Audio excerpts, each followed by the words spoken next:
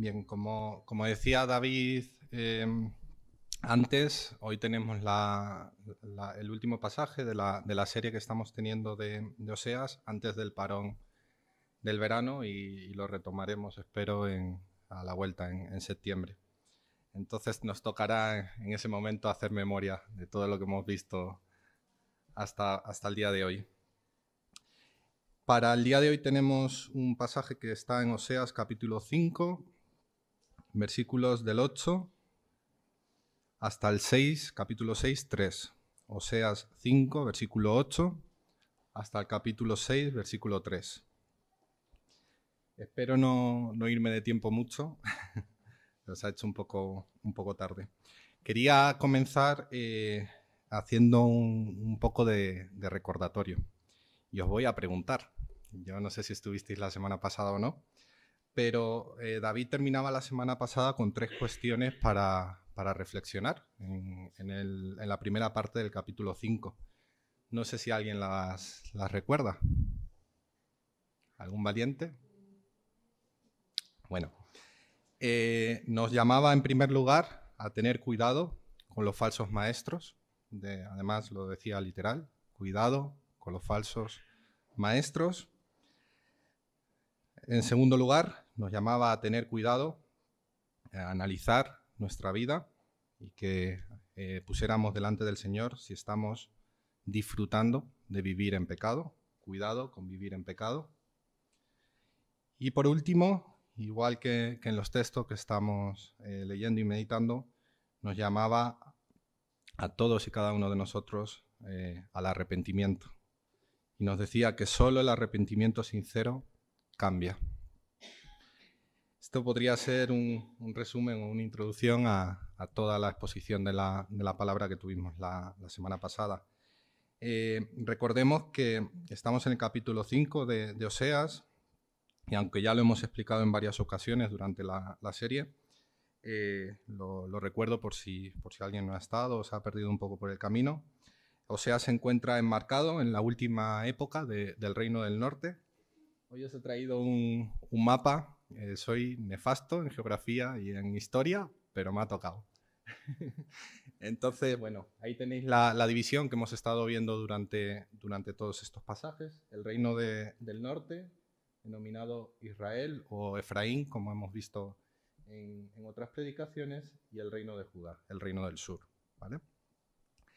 En esta época la nación de Israel se había dividido en estos dos reinos y veíamos la semana pasada como el Reino del Norte ha estado desde sus inicios pues llena de reyes malos. Hablábamos de una situación, de un contexto de idolatría, un contexto en el que los ritos paganos estaban a la orden del día, habían invadido la nación, y no solo la nación, sino el corazones de las personas que allí se encontraban.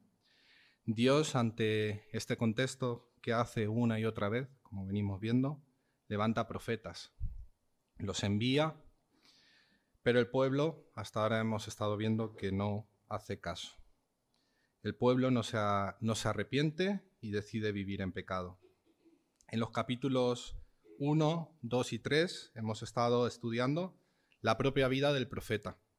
Hemos estado analizando su propio matrimonio y lo veíamos como una parábola en sí misma de la relación que tiene Dios con su pueblo.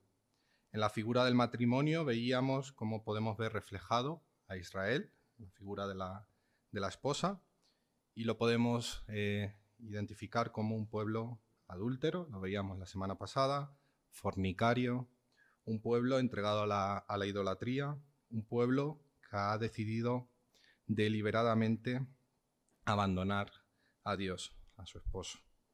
Y por otro lado, en la figura del esposo vemos a un Dios misericordioso, un Dios lleno de amor, pero la parte más importante, para mí al menos, de lo que hablábamos la semana pasada, un Dios que llama al arrepentimiento y que juzga. En el capítulo 4 hemos comenzado a ver mensajes directos del profeta hacia el pueblo. Y en el capítulo 5, la semana pasada, veíamos y analizábamos mensajes muy fuertes hacia el pueblo. Pero debemos entender que Dios en este momento no ha dado a su pueblo por perdido. El Señor sabe lo que debe hacer y sabe que tiene que tiene que disciplinar a su nación, porque el Señor al que ama, disciplina. Y veremos cómo viene una disciplina muy fuerte. Todo el reino del norte será llevado cautivo a Asiria, por eso el mapita, Imperio Asirio, ¿vale? Y el reino del sur posteriormente será llevado cautivo a Babilonia. Pero el Señor no los abandonará, los recogerá. Esto me hacía pensar en una cosa antes de leer el texto que tenemos para hoy, y es que en nuestra vida también el Señor puede traer y trae disciplina, y a veces trae disciplina muy fuerte. Pensar en la disciplina que hubo en la nación y en las consecuencias que hubo y estamos viendo en la nación. En la vida de una nación se pierden durante la disciplina y sus consecuencias muchas cosas, muchas vidas, muchas personas. Imaginad las consecuencias de la disciplina del Padre en nuestras vidas. Acompañadme, por favor, al capítulo 5, versículo 8. Dice la palabra del Señor: Tocad bocina en Gabá, trompeta en Ramá, sonad alarma en Betaben. Tiembla, oh Benjamín, Efraín será asolado en el día del castigo. En las tribus de Israel hice conocer la verdad. Los príncipes de Judá fueron como los que traspasaron los linderos. Derramaré sobre ellos como agua mi ira. Efraín es vejado, quebrantado en juicio, porque quiso andar en pos de vanidades. Yo pues seré como polilla a Efraín y como carcoma a la casa de Judá. Y verá Efraín su enfermedad y Judá su llaga. Irá entonces Efraín a Asiria y enviará al rey Jareb. Mas él no os podrá sanar ni os curará la llaga. Porque yo seré como león a Efraín y como cachorro de león a la casa de Judá. Yo arrebataré y me iré. Tomaré y no habrá quien liberte. Andaré y volveré a mi lugar hasta que reconozcan su pecado y busquen mi rostro. En su angustia me buscarán. Capítulo 6, versículo 1. Venid y volvamos a Jehová, porque él arrebató y nos curará, hirió y nos vendará. Nos dará vida después de 2 días. En el tercer día nos resucitará y viviremos delante de él. Y conoceremos y proseguiremos en conocer a Jehová, como el alba está dispuesta a su salida, y vendrá a nosotros como la lluvia tardía y temprana a la tierra. El Señor bendiga su palabra. En el primer versículo, lo comentaba antes con David, claro, si lo lees, a pesar de venir leyendo todo el relato del libro de Oseas, no sé si os llama la atención, pero comenzamos la predicación en el día de hoy con: tocad bocina en Gabá, trompeta en Ramá, sonad alarma en Betaben, tiembla, oh Benjamín. Lo primero que pensé es: ¿dónde estamos? ¿Por qué llama a estas ciudades a que estén alerta? Ahora analizaremos un poco el versículo. Pues para ponernos un poco en situación, ¿vale? Nos encontramos en el reino de Judá, justo en la frontera con el reino del norte, con el reino de Israel, ¿vale? Ahí se encuentran esas 3 ciudades. Ellos veníamos viendo en el pueblo de Israel, hasta ahora hemos estado analizando la rebelión o este contexto de idolatría, de fornicación, alejados del Señor. La rebelión de Israel podríamos decir que se ha centrado en todo momento en la soberbia. ¿Por qué? Arrogantemente y conociendo la verdad, han decidido dejar a un lado lo que Dios les está diciendo hasta el momento. Han preferido pensar y creer, guiarse, vivir en sus propias opiniones y deseos. De hecho, leímos en el capítulo 4, en el versículo 17, si alguien puede buscarlo, por favor. Oseas 4, versículo 17. Dios prometió en este pasaje dejar a la rebelde Israel sola. Si lo leemos, por favor, 4:17. ¿Cómo, perdón?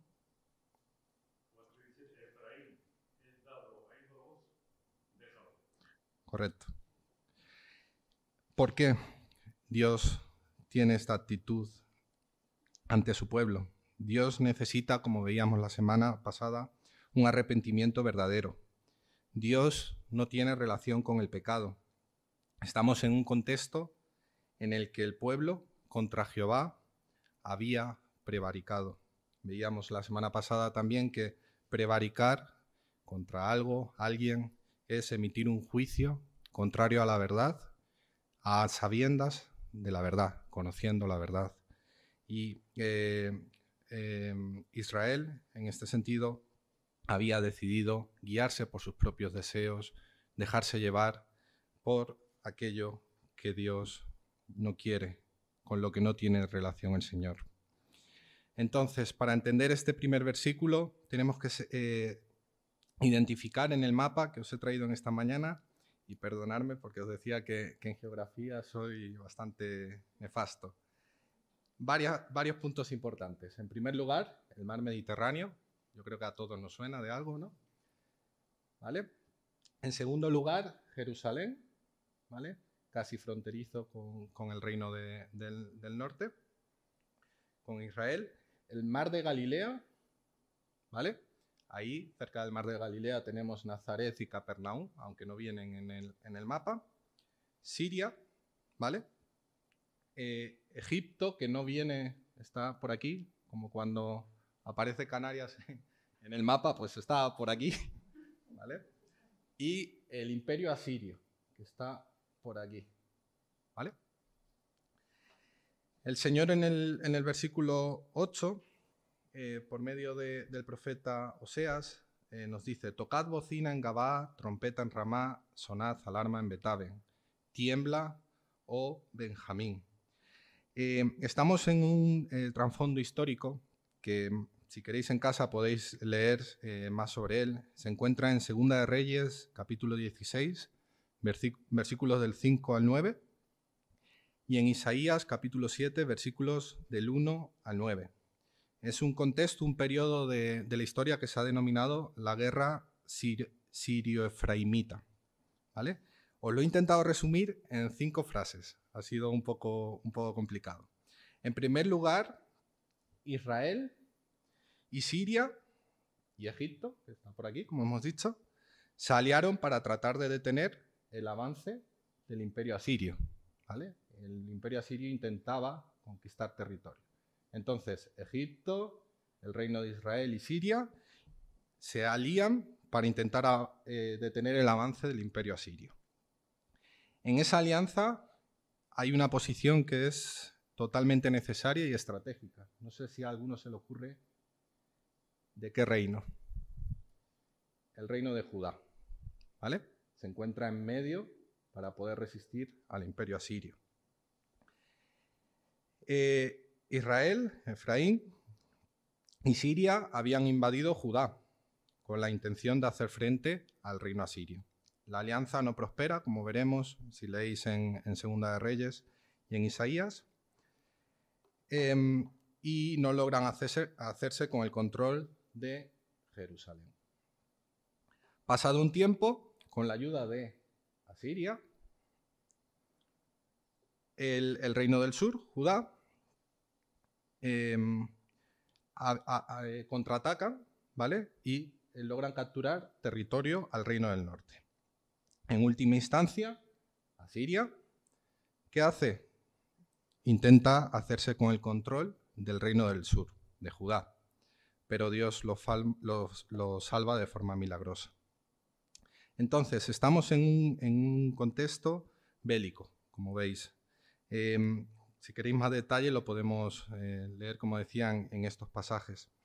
Cuando nos dicen estos pasajes tocad trompeta, bocina o alarma, el significado que tiene es el mismo que tenemos hoy en día. Una alarma, actualmente, lo que señala es una emergencia, la necesidad de estar alerta, incluso de disuadir al enemigo. Es una llamada a la reunión de los guerreros para defender la tierra. En estas 3 ciudades en Gabá, en Ramá y en Betavén, estaban dándose cuenta que el reino del norte estaba asediando y se habían extendido por el norte y estaban dispuestos a invadir. En primer lugar, vemos cómo Oseas llama a estar alerta, llama a reunión a los guerreros. Versículo 9. Efraín será asolado en el día del castigo. En las tribus de Israel hice conocer la verdad. Mas no la recibieron, diría yo. No la escucharon. Por eso, precisamente, serán llevados y serán juzgados. Versículo 10. Los príncipes de Judá fueron como los que traspasan los linderos. Derramaré sobre ellos como agua mi ira. Efraín es vejado, versículo 11, quebrantado en juicio porque quiso andar en pos de vanidades. Versículo 12. Yo pues seré como polilla Efraín y como carcoma a la casa de Judá. Así he titulado la predicación en esta mañana. Yo pues seré como polilla Efraín y como carcoma a la casa de Judá. Dice en el versículo 10, los príncipes de Judá fueron como los que traspasaron los linderos. Como vemos, el relato del profeta no solo se centra en lo que analizábamos la semana pasada con respecto a la depravación del reino del norte. En el reino de Judá nos dice que sus príncipes fueron como los que traspasaron los linderos. No sé si somos capaces de pensar en esta imagen de aquellas personas que a sabiendas de que su terreno no llega hasta aquí, aprovechan y le ganan al vecino hasta aquí. Pues eso hacían los príncipes de Judá no físicamente, sino espiritualmente. Conocían la verdad, sabían cuáles eran los preceptos del Señor y decidieron andar en el límite del pecado. Decidieron jugar con el límite de lo correcto y lo incorrecto. Decidieron estar entre lo verdadero y lo falso, entre el verdadero Dios y los ídolos. Dios le recuerda a Judá que tiene su propio pecado, con el cual debe lidiar. Dice también, ¿vale? Como hemos visto en el contexto histórico, hay un traspaso de territorio, es decir, cuando Judá decide contraatacar para recuperar territorio junto a la alianza con el imperio asirio, le quita territorio a sus hermanos, ¿vale? Aquí se produce un conflicto y quita territorio a sus hermanos. Versículo 11. Porque quiso andar en pos de vanidades. Aquí vemos el porqué, y ya lo analizamos la semana pasada, del castigo a Efraín, del castigo a Israel. Efraín decidió vivir en los estándares y opiniones del hombre, en lugar de los preceptos de Dios. Efraín se centró durante un tiempo en lo temporal, en lo efímero, en las vanidades. Por lo tanto, versículo 12, yo pues seré como polilla Efraín y como carcoma a la casa de Judá. Si analizamos con detalle esta frase es realmente dura, lo que el Señor les está diciendo a su pueblo.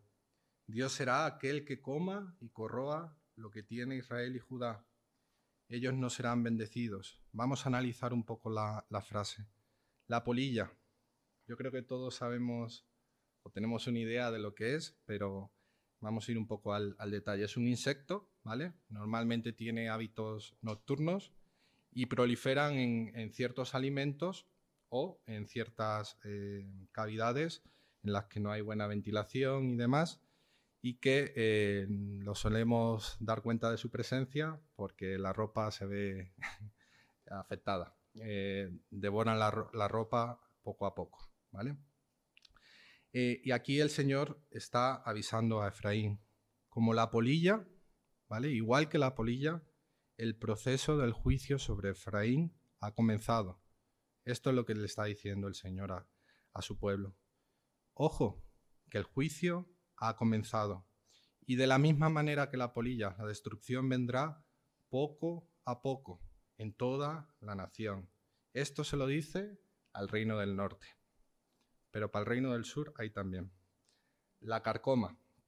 La carcoma son larvas, ¿vale?, que perforan la madera y la dañan. La dañan en el momento en el que construyen galerías en el interior de la madera, y la manera más característica de darnos cuenta de que hay carcoma en la madera es un polvo superficial que se crea en la superficie de la madera. Es un proceso más largo, el de destrucción, que el de la polilla, ¿vale?, pero las consecuencias terminan llegando. Le está diciendo al reino de Judá: como carcoma destruiré Judá. Israel y Judá, versículo 13, lo tengo por aquí. Y verá Efraín su enfermedad y Judá su llaga. Irá entonces Efraín a Siria y enviarán al rey Jareb, mas él no podrá sanar ni os curará la llaga. Aquí vemos un aspecto muy, muy importante. Efraín y Judá ven su llaga, ven su herida, son conscientes del mal que están haciendo. ¿Y qué deciden hacer ante ello? ¿Se arrepienten ante el Señor? ¿Piden al Señor que sane su herida, que cure su llaga? No. Lo que hacen es lo suficientemente necio como para confiar en el hombre. Y además es paradójico. ¿Qué hacen? Confían en su conquistador eventual en lugar de confiar en Dios. Toman al rey Jareb en lugar de a Jehová y le intentan evitar el asedio por medio de regalos, por medio de presentes, para que no los conquiste. En definitiva, el pueblo, en vez de acudir a Dios, acude al hombre, y lo que es peor, acude al enemigo en ese momento. La situación del pueblo de Israel, descrita en este versículo, me recordaba, es un ejemplo simplemente, es como, para que lo entendamos, es como si yo tuviese ahora mismo o empezara a tener un problema con la bebida, ¿vale? Yo estoy teniendo un problema con la bebida, veo que mi vida está comenzando a verse afectada, mi familia, mi trabajo, mi salud. ¿Y qué hago? En vez de acudir a Dios, acudo a la fábrica de cervezas y les escribo una carta diciendo: por favor, dejar de producir cervezas porque estoy teniendo un problema con la bebida, ¿vale? Es un poco así de absurdo, ¿vale?, para que lo entendamos. En lugar de clamar al único Dios verdadero. La situación del pueblo, Oseas y Dios les están llamando nuevamente, como venimos viendo en todos estos pasajes, al arrepentimiento. El Señor les está llamando a que el pueblo reconozca su situación, pidan por su pecado, por su llaga, imploren misericordia. Y eso, desgraciadamente, nos ocurre a cada uno de nosotros cuando estamos en contacto con el pecado.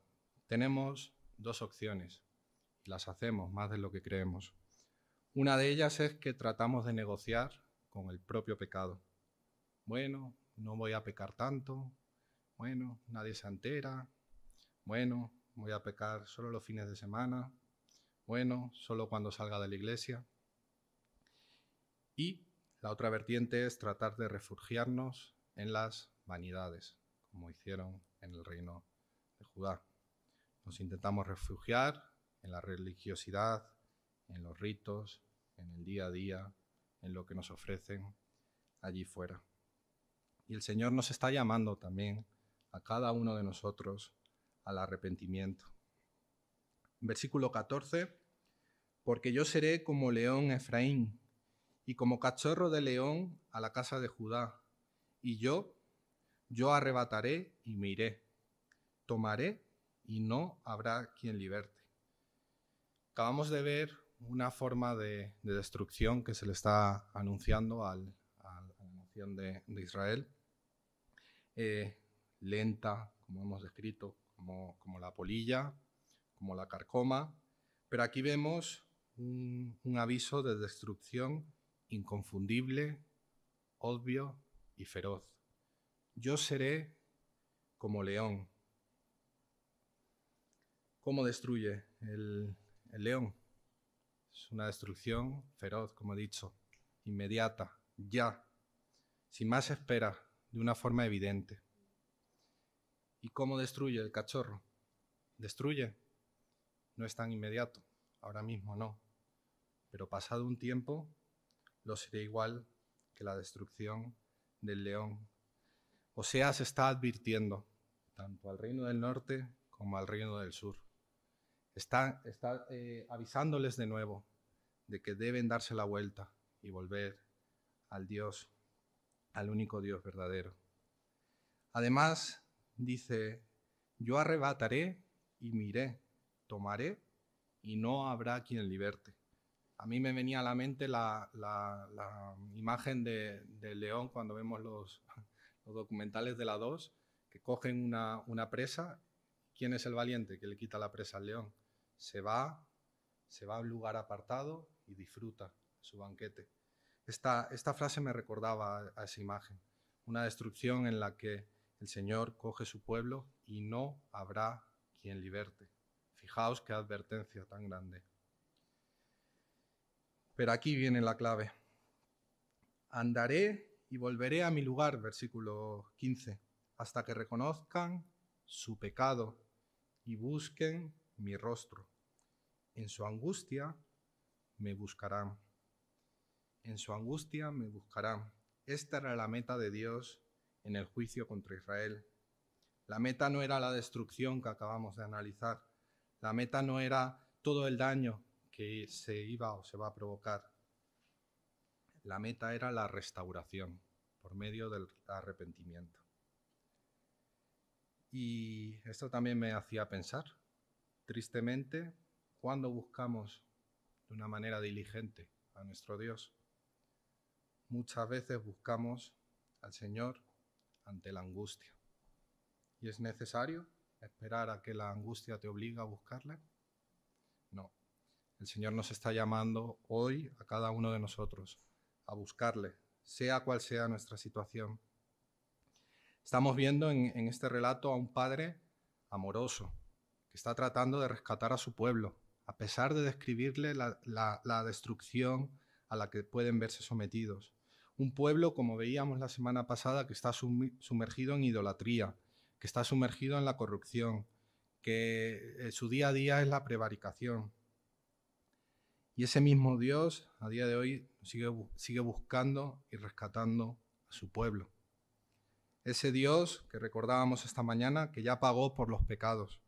Es el mismo Dios que demostró su amor al abandonar su condición eterna, haciéndose hombre y portando en su cuerpo el pecado de cada uno de nosotros. Ese mismo Dios es el que a cada uno de nosotros nos dice: ¿hasta cuándo vas a seguir viviendo así? ¿Hasta cuándo vas a seguir viviendo en pecado? ¿Y cuál suele ser nuestra reacción ante ello? Es que me equivoqué, fue solo un error. Y no nos engañemos, no te equivocaste, Miche, pecaste. Un error sería, por ejemplo, ir en el metro y agarrar la mano de una persona extraña pensando que es la de tu mujer. Puede ser hasta gracioso. Pero el cometer un acto de infidelidad no es un error, es un pecado. Y veíamos la semana pasada que da a luz el pecado, da a luz la muerte. Como le ocurría al pueblo de Israel, mientras no entendamos la dimensión de nuestro pecado, vamos a seguir deambulando en las vanidades de este mundo, tratando, como le pasó a Benjamín, que nuestro enemigo, que Asiria, nos rescate, cuando Asiria es quien va a deleitarse con nuestro cadáver. Dios quiere ver nuestro pecado, quiere que le busquemos de todo corazón y nos arrepintamos. Y menos mal que no termina el pasaje que me tocaba aquí hoy. Capítulo 6, versículo 1. Venid y volvamos a Jehová, porque Él arrebató y nos curará, hirió y nos vendará. Oseas dirige en estos versículos a Israel en una humilde oración. El profeta se arrepiente en nombre del pueblo y se nombra precursor o portavoz de la necesidad que tiene el pueblo. ¿Y cuál es esa necesidad? Renovación espiritual y arrepentimiento verdadero. Es una oración que confía en el amor de Dios y no solo en eso, en su mano poderosa y lo más importante, en su corrección. Es una canción de peregrinaje que representa una única necesidad, la renovación de Israel. Venid y volvamos a Jehová, porque Él arrebató y nos curará. Igual que hirió, nos vendará. Sigue diciendo el versículo 2, nos dará vida después de 2 días. En el tercer día nos resucitará y viviremos delante de Él. Aquí hay varias explicaciones o vertientes. Hay autores que se decantan por una cosa u otra. Y yo no sé si podemos explicar si se trata de una predicción de la resurrección del Señor Jesús, pero sí sabemos que se trata de una expresión de esperanza de salvación y esperanza de restauración. Y Oseas lo detalla en un tiempo establecido y determinado. Y es un tiempo establecido y determinado por Dios. Un tiempo cumplido y un tiempo completo en la figura del número 3. Esto también lo sabía, por ejemplo, si alguien puede buscar Juan capítulo 11, versículo 39, lo sabía María, la hermana de Lázaro. ¿Qué dice Juan, capítulo 11, versículo 39? Dijo Jesús, quitad la piedra. Marta, la hermana del Señor muerto, le dijo, Señor, viene ya, porque es de 4 días. En todo caso, el lenguaje del profeta servirá siglos más tarde para comprender la resurrección del Señor Jesús, y no deja de ser una buena noticia para sus contemporáneos. Igual que en Mateo 16, 21, si alguien puede buscarlo, por favor. Mateo 16, 21.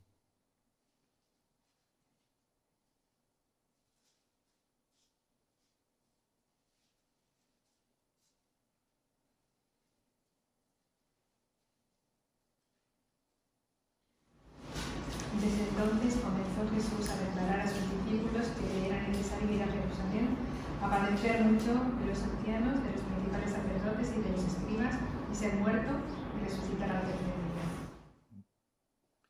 Y termina en el versículo 3 diciendo el profeta, y conoceremos y proseguiremos en conocer a Jehová, como el alba está dispuesta a su salida, y vendrá a nosotros como la lluvia tardía y temprana a la tierra.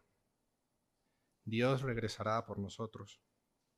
Igual que la noche le llega al día, igual que a la tierra seca le llega la lluvia, igual que la lluvia en primavera, como dicen en otras versiones, no deja de ser una buena noticia para los contemporáneos y nuestra esperanza. Oseas recuerda que necesitan nuevamente arrepentirse, comenzar a hacer lo correcto delante de los ojos del Señor y recibirán ese rescate que tanto anhelan.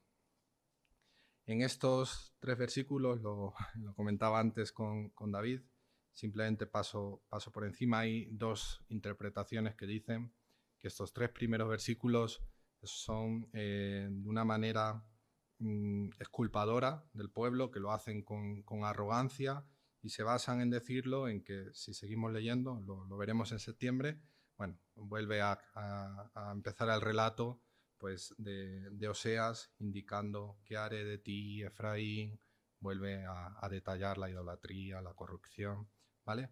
Yo me quedo con la segunda interpretación, y es que es una oración verdadera de Oseas, en la que llama al arrepentimiento al pueblo. Y sí es verdad que veremos más adelante que el relato continúa mostrando rasgos de desagrado, un pueblo obstinado en algunas situaciones, sumidos, como decía antes, en ritos, en fiestas, pero eso nos tocará verlo a partir de septiembre. Quería terminar, para dejaros con la miel en la boca, dice el versículo 6 del capítulo 6, tocará en la siguiente predicación.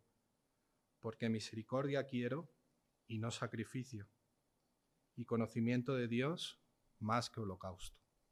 Seguiremos con el relato. Vamos a orar.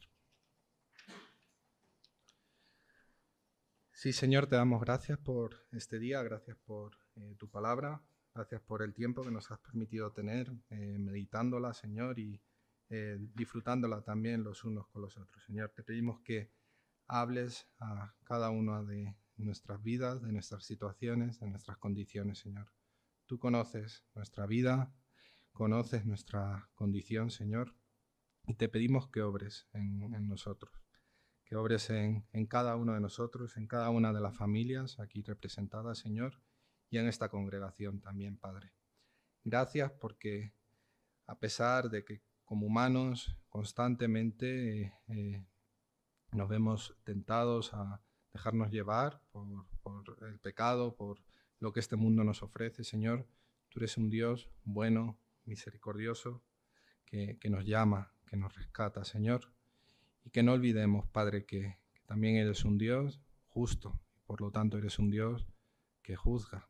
Y ayúdanos a vivir con esto presente en nuestras vidas, Señor, que nuestra vida pueda ser un regalo de olor fragante para ti, Señor.